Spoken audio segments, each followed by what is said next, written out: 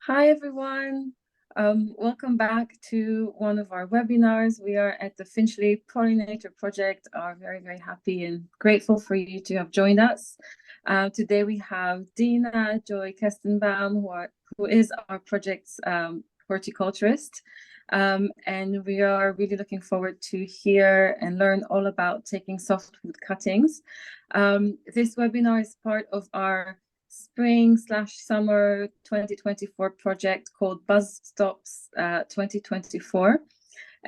We have two main initiatives under that umbrella. One is that we pay people in Finchley to grow pollinator-friendly plants for us, and we then donate these plants to our local community spaces, such as schools and hospitals, GP surgeries, churches, synagogues, any type of place that serves more than one family is a public or community space for us and can benefit from free plants, free wildflower seeds. We have trees even available, so do get in touch.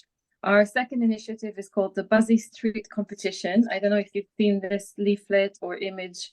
It basically, we are encouraging you, Finchley residents, to add pollinator-friendly plants to your front gardens, to your driveways and balconies, and we're having a competition. We have two winners. One is the street that will add the highest number of plants, to the combined highest number of plants to their street. And the second winner is the street that has the higher number of households taking part in that competition. And the two prizes will be big, nice community hampers with lots of treats for the neighbors to join and enjoy together. So we really hope that you get in touch. We will, the information was on our March newsletter, but we will send it again in our April newsletter. So without much ado, I will let Deena talk all about softwood cuttings and how you can make lots of new plants. You can multiply your plant stocks for almost free. So that's really a good technique. Please stay with your mics muted, and all the questions will be left for the end. Thank you. Okay, lovely. Thank you so much, Shiri. And hi, everybody. Some of you I can see, some of you I can't see, but I imagine behind that black box, there is a person maybe eating dinner. So welcome, everybody. I'm Deena. As Shiri said, I'm the horticulture consultant for the projects that are run in this neighborhood of Finchley in terms of creating mini meadows and all kinds of planting.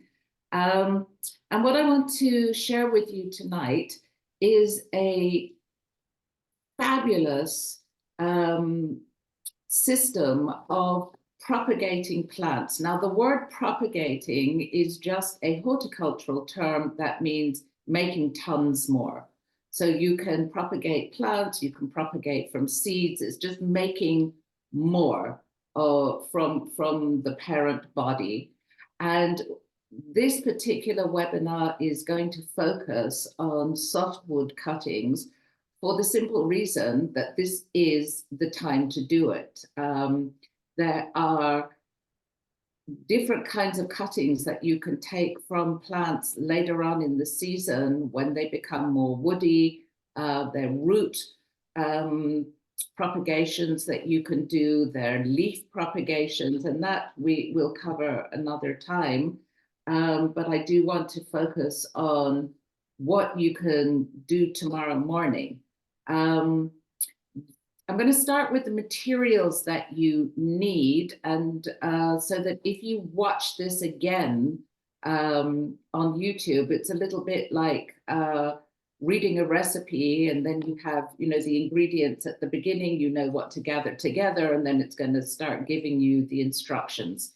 So unsurprisingly, the first thing that you would need is an appropriate plant, and I brought in two.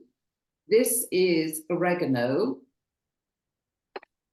and this is a lovely thing that I noticed has a little bug on it, called salad burnet, which was very, very popular in Tudor and Stuart England seems to have fallen a little bit out of fashion. The leaves are a very fresh, tangy kind of cucumbery flavor, and it's really lovely in salad. So bigging up salad Burnett here. And so you need something, some plant that will have, and I'm going to put this nearer to the screen. When I say softwood cuttings, you can see that these are really flexible, bendy, lush, soft stems and leaf material. So you're doing this before these plants really get going, become much more shrubby. I mean, oregano particularly will become very shrubby and then have much woodier stems. And this is something that you can do later in the season, but it's not going to work now. So you want to find something that has got these very bendy stems. Examples at the moment, fuchsia, if you've got fuchsia that has been overwintered from last year, that's a great example. Lots of the herbs are great examples. And of course, you can always, Google is going to tell you everything that you need to know that I may have forgotten to mention. So plants, you need something sharp to cut with. I'm using secateurs. There are plant knives, like these really, really sharp little knives that you can use. I find secateurs just much easier to use. I tend to cut myself with knives. So maybe you're better at that than I am. Pots. I've got these are 9-centimeter pots. And what's really important is to make sure that the pots are clean. If these are pots that are using year after year after year, you've emptied them out from last season. What is going to make the difference between a successful attempt at propagating plants and possibly something that's going to fail because the environment has not been sterile enough, so that you're introducing bacteria, mold, fungi, which will be the end of your softwood cutting. So everything has to really be scrupulously clean. I tend to, at the beginning of the season, bring all my pots back from my allotment and put them into the bathtub and spend an hour or so washing and cleaning out. Of course, the problem with that is then you're left with a bathroom that you've got to clean too, but that's another issue. So there is that. Obviously, you need soil, and I have got here compost. This is just peat-free compost. For those of you who may not be aware at the discourse around peat, Royal Horticulture Society has actually almost phased out the use of peat. And I'm going to go on a bit of a digression here, that peat, although it's been for generations used by gardeners because it's incredibly absorbent of water, it aerates well, it holds a lot of minerals in it. It's actually harvested from peat fields, and it is made of peat bogs. It is created by the decomposition of organic matter, so little animals and bugs and plant life, over thousands of years. And it takes hundreds upon hundreds to thousands of years to create peat bogs. And with a greater appreciation of conservation, peat is being phased out of commercial compost. And I think probably if you go to almost any garden center or even B&Q and home base, you'd be hard put to find peat any longer. So that is peat-free organic compost.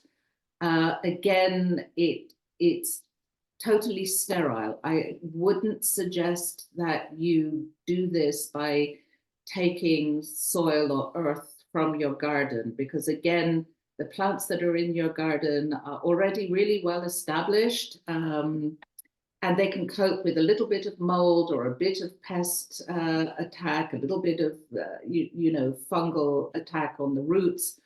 But what we are creating here are very vulnerable little stems of plant that need a lot of care.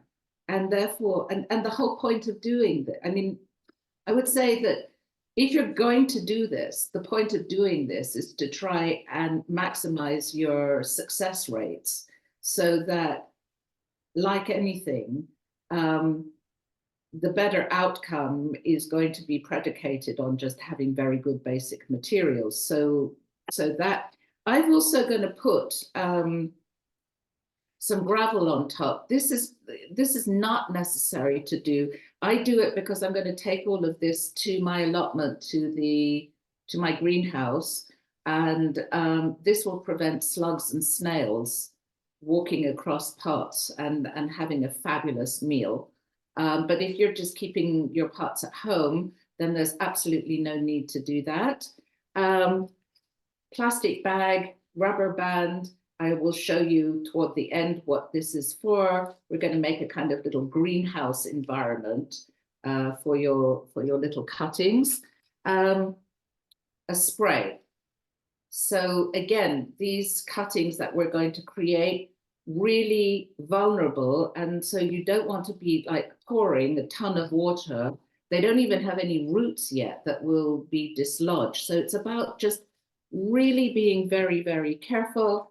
And then the last thing is rooting hormone, which is just, I don't know if you can see here, it's just a powder. Now, when you take, you cut off a little bit of stem from a plant, there are hormones in the stem of the plant, but they're kind of free-floating hormones. It's a little bit like stem cells that are, in the medical world that can be manipulated to develop in particular forms. Now, so what the auxins or the chemicals, the hormones in this rooting compost will do is that it's going to send a message to the base. So if we just take a little cutting here, you see, it's going to send a little message to that cut space where there's cells and hormones in the cell saying, all right, like I'd really like you now to be focusing development in creating roots. Sometimes you can sometimes put these into water and the more robust cuttings can sometimes develop roots. But again, it's about maximizing your options of success. There's something slightly depressing on occasion of, going to some great effort and then just doesn't work out. And it doesn't work out because if you paid a little bit more attention, possibly the outcome would be better. Having said that, I just want to go on another aside, which is that plants don't follow a manual. Like, you have gardening books and you have gardening experts telling you, do this, follow this procedure, and that's going to be the outcome. That's the hoped for outcome. It doesn't always happen, and it doesn't always happen for kind of inexplicable reasons. I mean, over the many, many years that I've taken softwood and hardwood cuttings, sometimes they just don't take, and I just don't know why. And in that situation, I would just say, all right, chalk this down to experience and try again. I think one of the most encouraging things I ever heard on Gardener's Question Time was the panel being asked by a member of the audience whether they had ever lost any plants in their gardens. And you had these 5 experts, these absolute tippy-toppy experts who became incredibly animated about, between them, the hundreds and thousands of plants that they had put in and lost and died, and who on earth knows why. And I found that to be immensely encouraging, actually. because although it is a science, it's not an exact science, and there's a lot that happens that we can't see, you know, that's so microscopic, or you're kind of subject to the vagaries of the weather.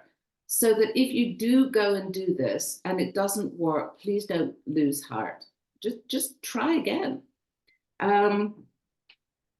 So those are all the things that you will need. Let me talk a little bit about the advantages and the disadvantages of taking softwood cuttings. The advantages, and Shiri just alluded to that at the beginning, that for a very, very small outlay, if everything goes well, you can actually end up with as many plants as you can possibly fit into the space that you have. You know, you can take this oregano and you can make, I don't know, I would say maybe 100 cuttings from here. Now, do you have the space for 100 cuttings? If you do, then this is an incredibly inexpensive way to get more stock. I don't know whether this is a disadvantage, but it is something to consider. You need patience. Now, gardening is on one level also an exercise in patience. It's very rare to experience immediate gratification in plants, in the plant world and in gardening. And if this is your thing, this is the joy of it, is that waiting, you know, with hope rising in your heart, sometimes that finishes in an ecstatic conclusion and sometimes is devastating. But you do need patience, because the cuttings that you're going to take now really will only start becoming plants probably in 2 years. Now this, which is sage, right? So not a huge thing, as you can see. This comes from a cutting that I took 2 years ago. So this has been 2 years. It's now in a state that you know, if I was going to be cooking, I can take 4 or 5 or 6 leaves without the plant kind of being totally denuded. But it is a long game. And the other thing is that you need space. Whether, you know, you have space on a table somewhere, whether you've got an outdoor space, you have a greenhouse, you've got somewhere that you can keep all of your pots. And that can be a mitigating factor, that if you don't have that space, then it's a problem. Although I imagine everyone has space maybe to take 2 cuttings. But you know, those are a couple of things to consider. The thing with softwood cuttings is that they root very easily. These tips now that are in kind of full growing mode are just burgeoning with hormones. It's getting warmer. There are more hours of daylight now, which is completely fabulous. I mean, I personally am freezing, but you know, temperature is around 15, which is the beginning of spring growing season. So this is, you know, this is another great advantage of doing softwood cuttings. So what you are going to be taking is from this season's growth. So this has come into growth in the last couple of months or so. Again, the reason why it looked kind of quite lush. Yeah, Shiri, you wanted to ask something. No, yeah, would you mind just moving the plant a bit closer to the front of your body, just a little bit closer, so we can either this one or that one or the oregano. Yeah. Yeah. Okay. Just a bit closer. Thank you. Better? Sure. Yeah, thank you so much. Sorry about this, guys. No. I just got so much stuff on my table. It's good to hear. If for any reason whatever I say is not clear, or you can't see properly, or whatever, just you know, interrupt me, please. It's annoying actually for somebody to be just bleating on and you either can't see or you don't understand anything that they're saying. So oregano, these I have overwintered in my greenhouse. If you don't have a greenhouse, you can bring them inside and spray them, you know, keep moisture up. But the reason why they do look so extremely jolly is because I do have a greenhouse, which is possibly one of my most beloved possessions, second only to a heated propagator, which I'm going to introduce you to in a little while, which is something I have wanted for 20 years. It costs like £19. Why I had to wait 20 years to buy one, I can't begin to tell you. So, but we'll talk about that in a while. Now, one of the really important things to bear in mind is that when you are propagating like this, is that you're taking plant material, right, from the parent plant, the mother plant. It is genetically identical.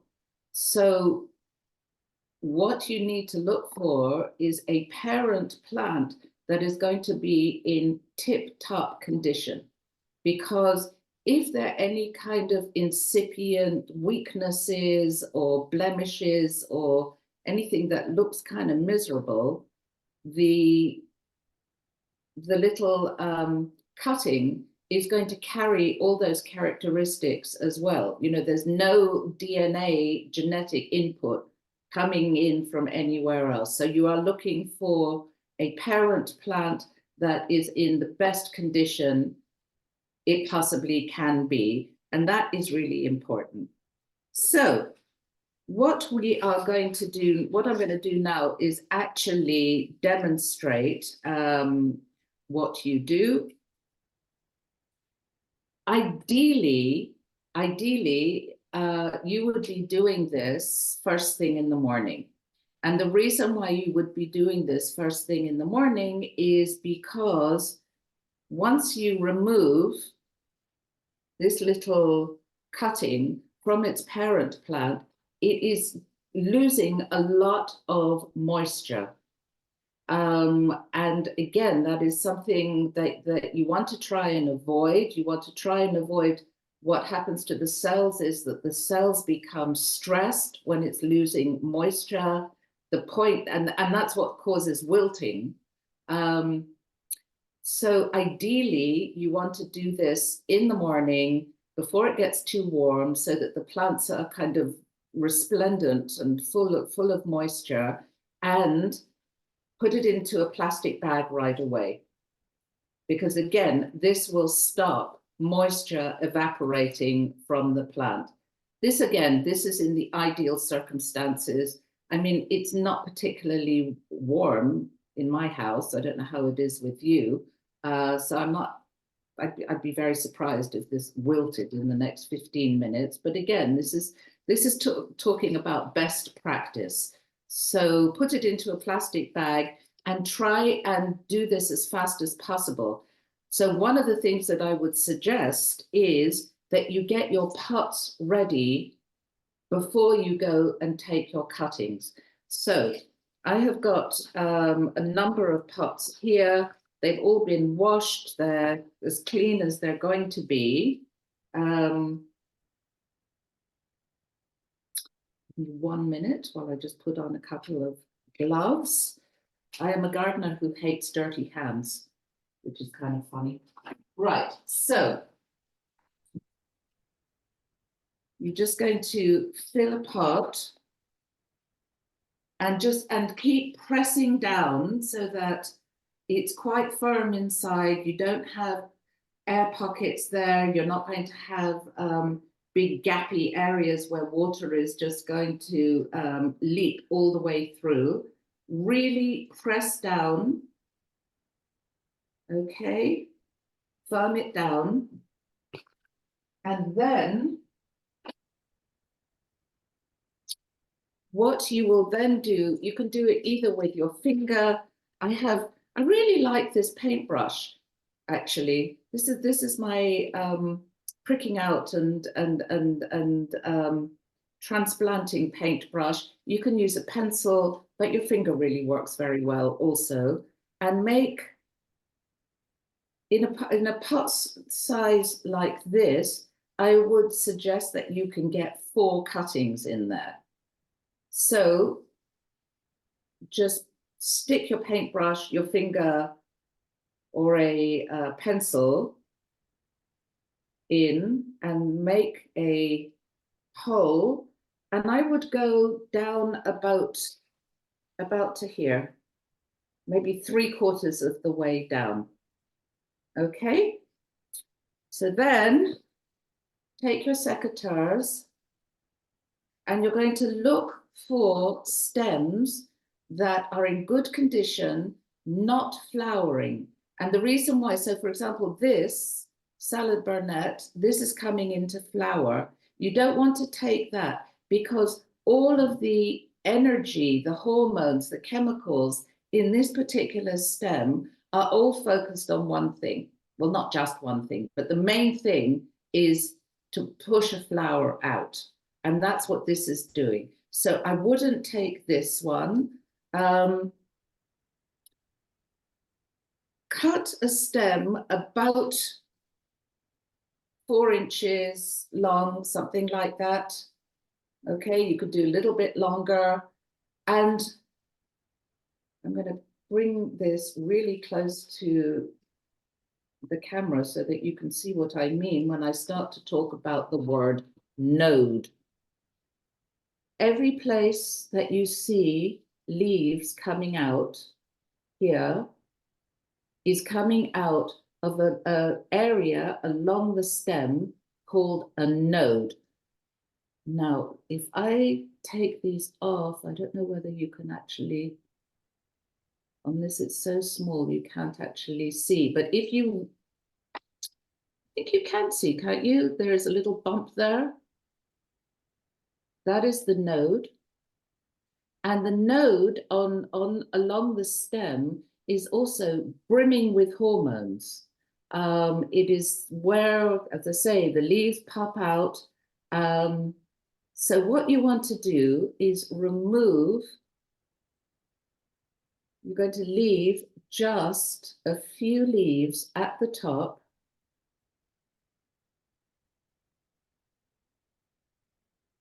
Like this. The reason why you need a few leaves at the top is because photosynthesis happens in the leaves. And photosynthesis is this magical phenomenon whereby a plant's leaves are filled with chlorophyll, which is what makes it green. And these chlorophylls are the kind of engines of the plant's food production. So with the energy that is derived from the heat of the sun, with carbon dioxide that is gained from the atmosphere around us, and from water, what happens is that undergoes a chemical reaction and turns into starch and sugar, which keeps this plant fed, which is like amazing. And then what is even more amazing, and maybe you know this, but I'm going to tell you anyway, because it's just so astonishing. The waste product of a plant is oxygen. So without plants, there is no oxygen. Without oxygen, there is no life, which is why plants came before animal life in evolution. So we want to leave these leaves on so they will keep producing, manufacturing food substances to keep the plant alive on top of at the top of the soil. And then get your rooting hormone. And this is something that you can buy in any garden center. B&Q have it. A lot of these just little hardware stores also have it. It's very inexpensive and it lasts for years. And you need just the tiniest bit. So you can see just at the bottom, a teeny weeny bit. You don't want to overload it. You know, too much of a good thing is not great. And then what you want to do is feed this in so that the plant the stem is going to go into the soil just under a node. Okay? And there are different ways of firming it in. You can just firm it with your hand. Some people like to pinch the soil together. What is a really good thing to do to know whether this is firmed in enough is to do the pull test. And if you very gently pull it and it doesn't come out, which this is actually, so I'm going to firm it in a bit more, you know that it's firm enough. Are there any questions at this point? Is everything kind of clear enough? Okay, so I'm going to cut another, I'm going to do one of the salad burnets. So you want to cut, again, just under a node. And as I did before, just peel off the extra leaves. You know, the kind of great thing about doing this with herbs is that you just can then use the leaves as opposed to, I don't know, dumping them out or putting them in a compost bin. Going to put a little bit of rooting hormone on here. And just really a tiny bit. Feed it into the hole.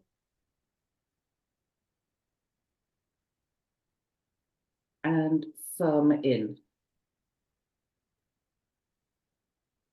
Now I can get 2 more of these in here. I mean, I'm not going to do it now because you don't need to watch me doing the same thing 4 times.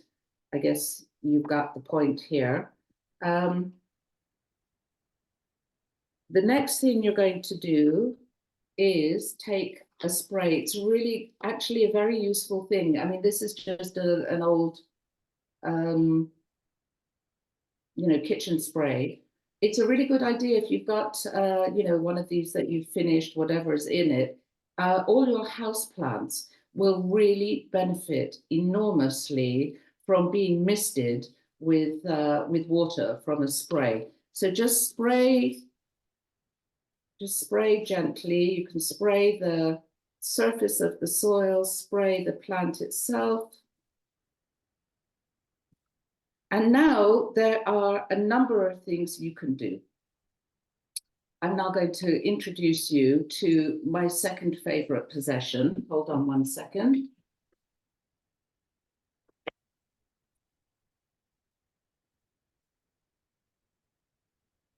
Which is this. This is a heated propagator. So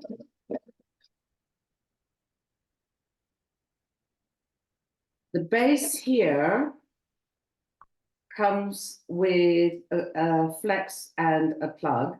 You plug this in, and what happens is that it warms the base here to an ambient temperature of something like, I think it's like 18 degrees. And then you can either put pots directly onto here like this. Some of them come with containers and little covers, which is just too excellent for words. I just love it. I'm just going to show you whilst we're here.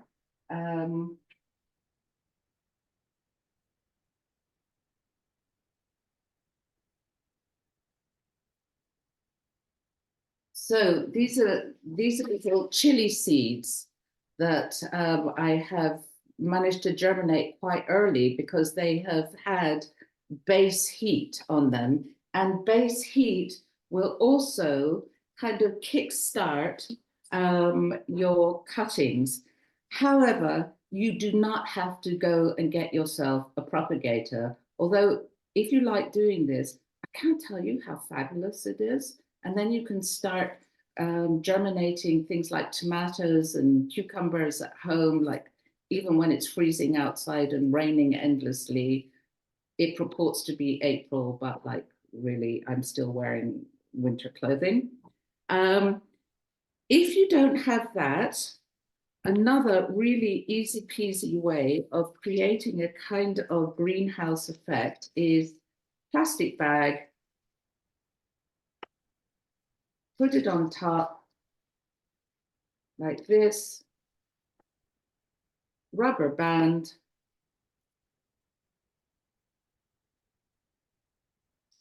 just attach, you know, just make sure that it's quite quite firm, because you're going to create a little greenhouse effect in here. And if you do this, what you will see is that as the plant begins to transpire, which is the horticultural word for like breathing, and it will be emitting oxygen amongst other things, it creates this sort of greenhouse effect where the inside of the plastic bag will start to have lots of droplets of moisture. So it becomes a sort of closed, a little closed entity in here.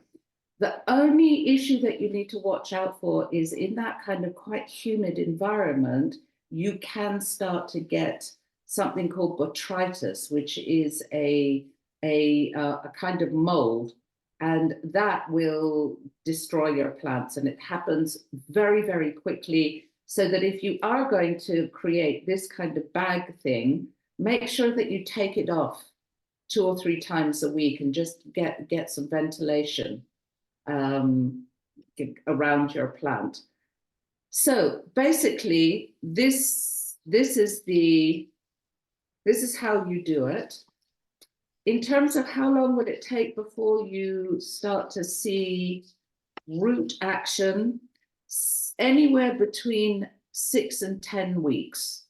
There should start to be some root development. And how do you tell whether there is root development? You just very, very gently, you know, move the soil back from around the base of the plant and lift it up. And if you start to see little hairs at the bottom, you've got roots. At that point, if you've got 4 in a pot, you can then pot them up individually. And by that time, you know, 10 weeks from now, that's the height of summer. You won't need any kind of base heat. You won't need a plastic bag. You can put these plants then outside. At the moment, I would suggest if you have these, I would keep them indoors until you get to about 16 degrees, and then do what's called hardening off. Put them outside during the day. I mean, it's quite a good idea if you've got, you know, like a seed tray, and then you can fit in about 8 or 10 of these pots into a seed tray, and then it's very easy just to pick it up, take it outside, put it, you know, on the floor, on the ground, on a table, and bring it back in, because the nights are still quite cold. And that's called hardening off. You're making them a little bit more robust. Probably by next spring, if everything goes well, you will have a plant that is ready to plant out. Again, I will go back to this plant. This is 2 years old. And if I wanted to put it into the ground now, this would be in a position to put into the ground. This little chap here, I'm going to just cover with some gravel. As I said, just if you are going to put it outside and onto the ground, there is nothing that slugs and snails like better than a lush, soft little green leaf. So, and they're very uncomfortable actually making their way over grit or gravel or even sand. So if you have that, and you know that the only place you've got is outside in an area where you will have quite a lot of slugs and snails, then just take this precaution. And I think that's it. I think I have finished talking. So if anybody has questions or would like to share anything about their experience of taking any kind of cutting, this is the moment.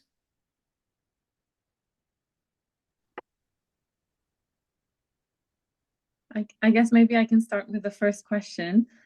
Deena, how often do you water the seedlings, should we call them, the cuttings, after your first round of watering? what I would suggest to you is to do the finger test. Again, because it depends very much on how warm it is. And so just stick your finger into the soil.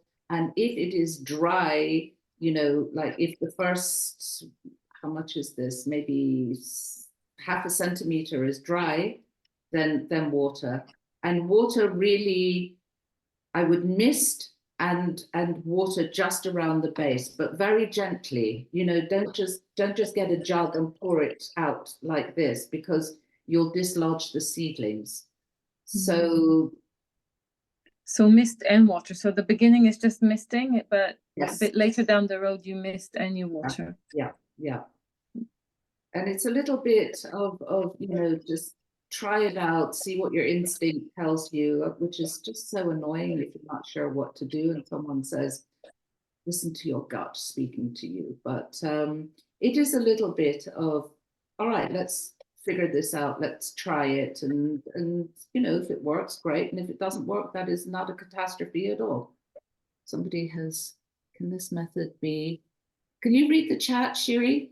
Yeah, can this method be used with a new green branch on a shrub?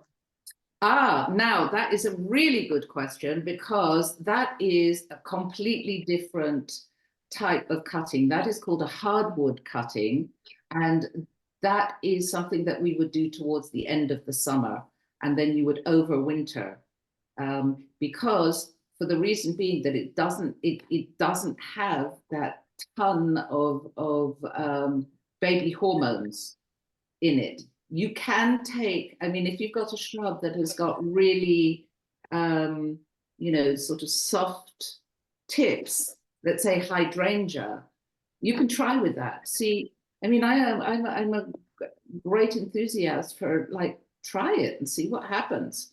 But rule of thumb is that the hardwood cuttings are taken toward the end of summer and overwintered. Okay. Another question is, can this method be used? No, I've done that one. Are you using straight compost for the seedlings? Do you add vermiculite or perlite, for example? Can potting soil be used? Potting soil can be used. I used to use vermiculite and all that stuff. The kind of received wisdom now is that it has quite a big carbon footprint. It's not particularly environmentally friendly, and again, there is a feeling that it's not really necessary to use. If you feel that you buy a compost, some of the organic composts actually are quite woody, and if that's the case, it's an idea to sieve the compost. You can get, you know, soil sieves, or yeah, you can get a sieve and sieve it so that it's much finer. That's actually a really good question. Thank you for that.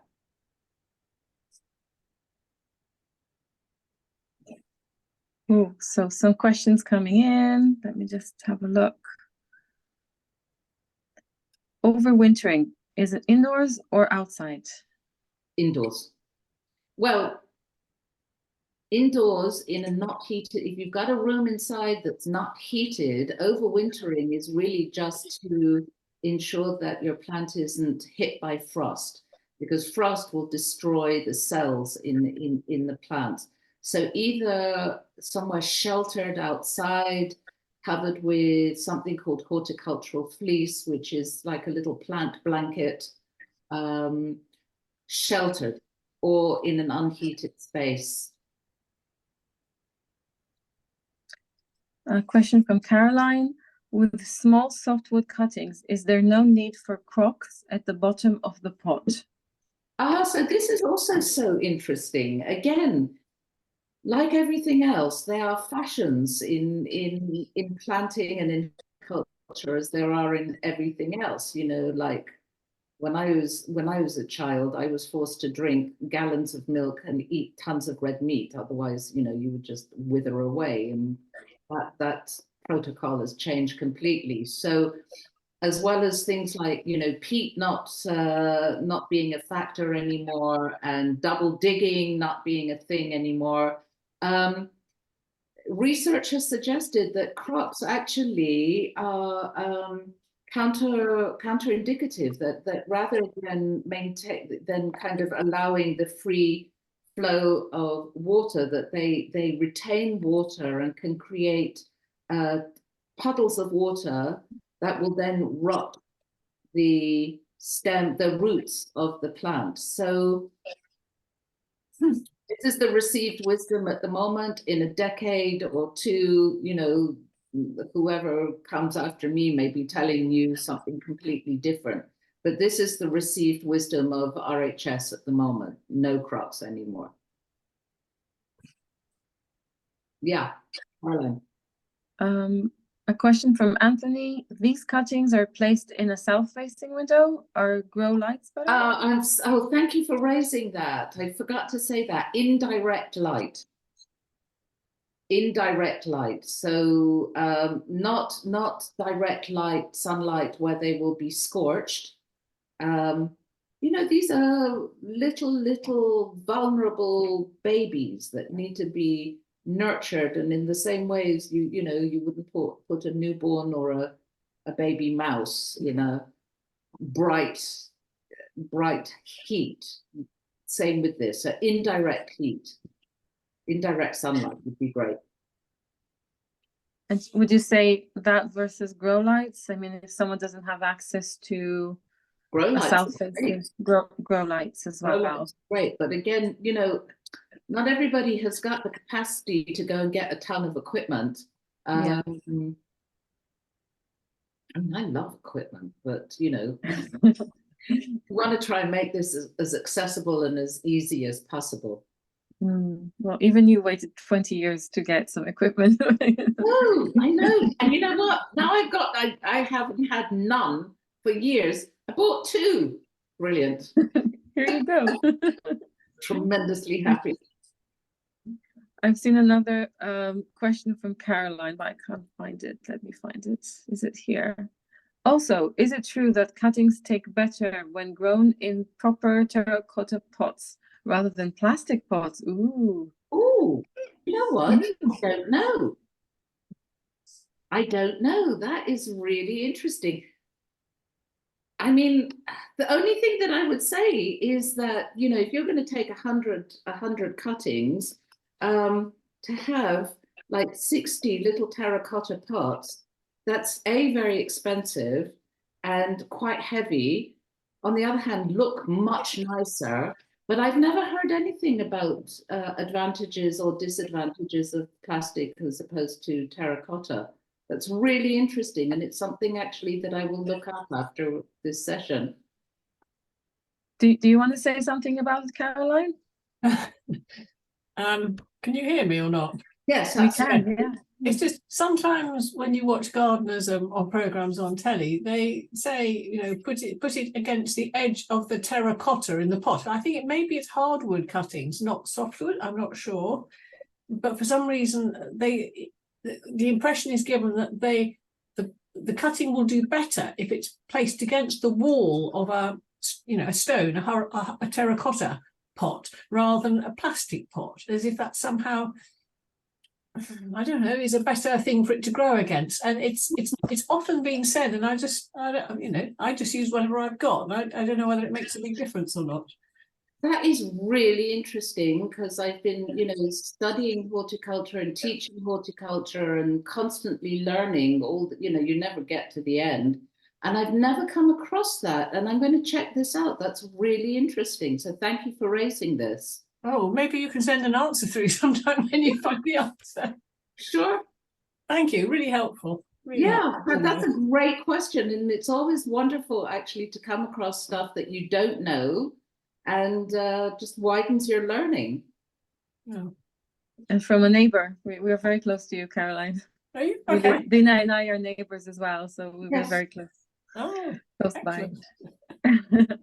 Does anyone have any question, or if you want to give us any feedback? I guess, do you want to ask us any question about the Buzzy Streets competition? Are you going to register? Maybe we'll see.